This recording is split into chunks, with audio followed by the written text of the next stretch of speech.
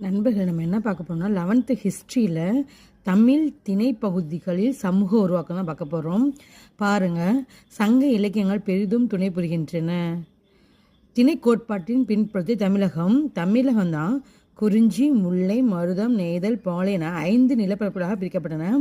ஒவ்வொன்றுக்குமே தெய்வம், மக்கள், சூழல் சார்ந்த பண்பாடு ஆகிய உள்ளன. பாருங்கள், அடிக்கடி கேட்பாங்க, குறிஞ்சி மலையும் மலை சார்ந்த பகுதியும், இங்கே வேட்டையாடுதலும் உணவு சேர்த்தாகும். முல்லை காடும் காடு சார்ந்த இடமாகவும், இங்கு கால்நடை மேய்ப்பதும் அத்துடன் மாற்றிட வேளாண்மை செய்வதும் தொழிலாக இருந்தது.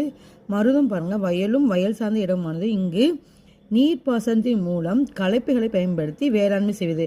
வேளாண்மை 2 இடம் வருது, அது பாருங்கள். மாற்றிட வேளாண்மைனா முல்லை, இதே கலப்பையை பயன்படுத்தி வேளாண்மை செய்வது மருதம். நெய்தல்னா கடல் சார்ந்த இடமாகும். இங்கு மீன் பிடித்தலும் உப்பு உற்பத்தியும் முக்கிய தொழிலாகும்.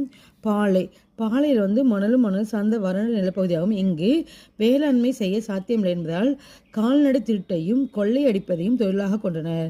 பார்த்துக்கோங்க நண்பர்களே, இது அடிக்கடி கொஸ்டின் கேட்பாங்க. லைக் பண்ணி சப்ஸ்கிரைப் பண்ணுங்கள்.